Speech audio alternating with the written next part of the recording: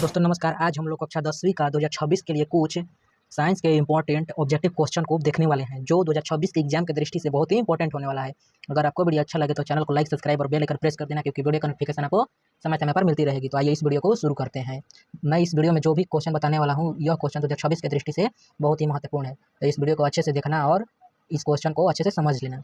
चलिए शुरू करते हैं। यहाँ पर पहला क्वेश्चन लिखा है, दंत विशेषज्ञ किस दर्पण का उपयोग मरीजों के दांतों का बड़ा प्रतिबिंब देखने के लिए करता है।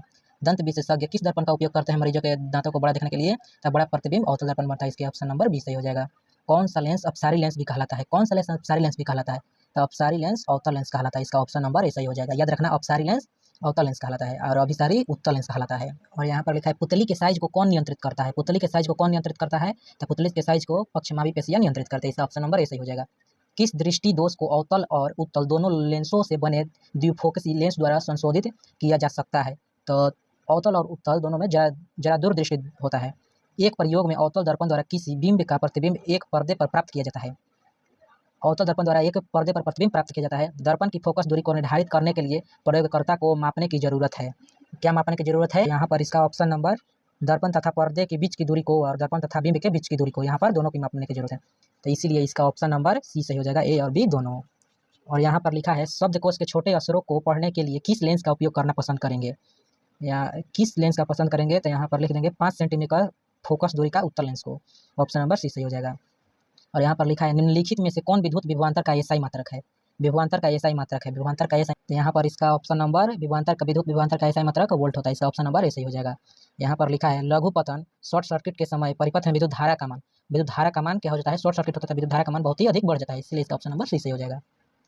यहाँ पर लिखा है, पश्चिम की ओर प्रक्षेपित कोई धनावेशित कण, मतलब अल्फा मान लीजिए, किसी चुंबकीय क्षेत्र द्वारा उत्तर की ओर विक्षेपित हो जाता है। चुंबकीय क्षेत्र की दिशा क्या है? चुंबकीय क्षेत्र की दिशा क्या? तो इसका ऑप्शन नंबर डी सही हो जाएगा, ऊपर मुखी दिशा है।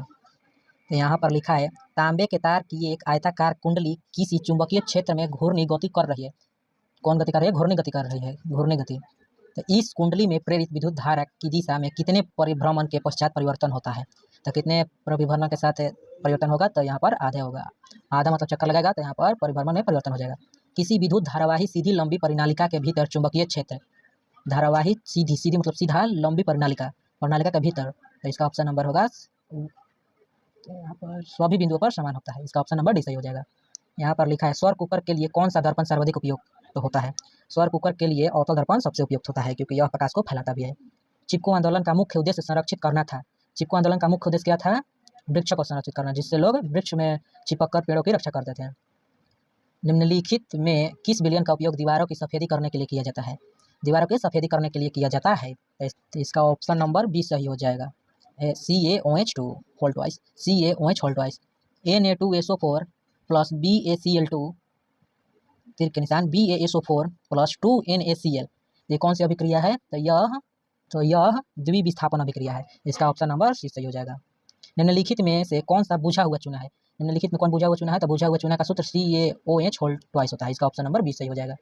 लवण Na2CO3 का जलीय विलयन का पीएच मान, लवण Na2CO3 का जलीय विलयन मान, तो लवण का हो जाएगा, इसका ऑप्शन नंबर बी सही हो जाएगा।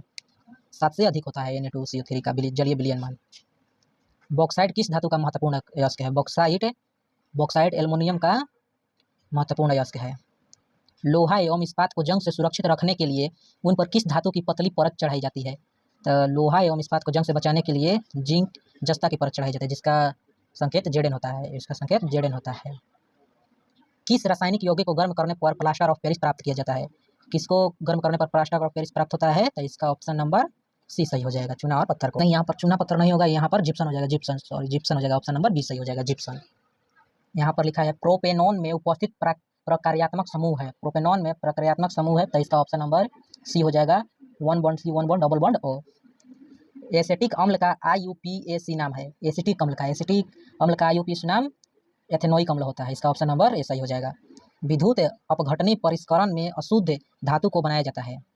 विद्युत अपघटनी परिष्करण में अशुद्ध धातु को बनाया जाता है, तो इसका ऑप्शन नंबर ए एनोड पर बनाया जाता है। अष्टक सिद्धांत को किसने स्थापित किया? अष्टक सिद्धांत को न्यूलैंड ने स्थापित किया।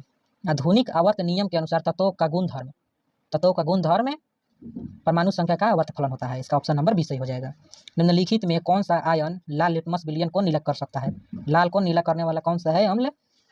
इसका ऑप्शन नंबर सही हो जाएगा बी OH-। पादप में जाइलम उत्तरदायी है। पादप में जाइलम उत्तरदायी है। जाइलम जल वहन के लिए इसका ऑप्शन नंबर ए सही हो जाएगा।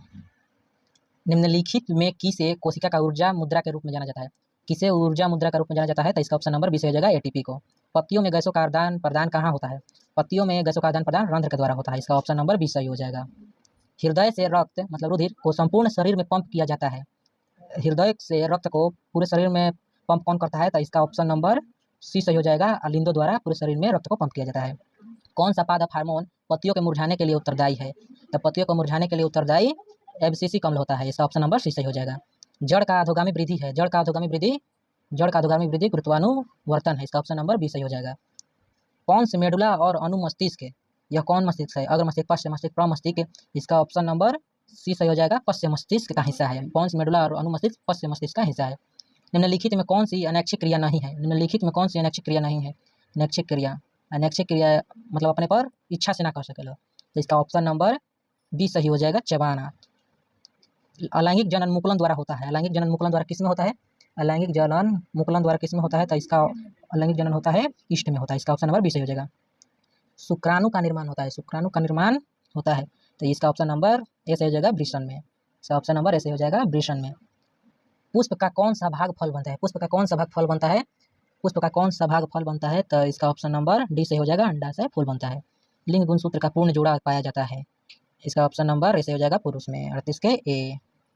लिंग गुणसूत्र का पूर्ण जोड़ा पुरुष में ही पाया जाता है। मानव शरीर के किसी सामान्य कोशिश में गुणसूत्रों के कितने युग्म होते हैं? मानव गुणसूत्रों के कितने युग्म होते हैं? तो मतलब जोड़े कितने होते हैं? 23 जोड़े होते हैं। निम्नलिखित में से समूहों में केवल जैव निम्नकरणीय पदार्थ है। जैव निम्नकरणीय पदार्थ यहाँ पर केक, लकड़ी एवं घास है। ये सभी को विघटित किया जा सकता है। अब ये अपने मन से भी विघटित हो जाती है। करता हूँ कि आप लोगों को वीडियो अच्छा लगा होगा और समझ में भी आया होगा। तो एक लाइक और सब्सक्राइब जरूर कर लेना, क्योंकि वीडियो का नोटिफिकेशन आपको समय समय पर मिलती रहेगी। Thank you for watching my video. और एक लास्ट में प्यारा सा कमेंट कर दीजिएगा, थैंक यू।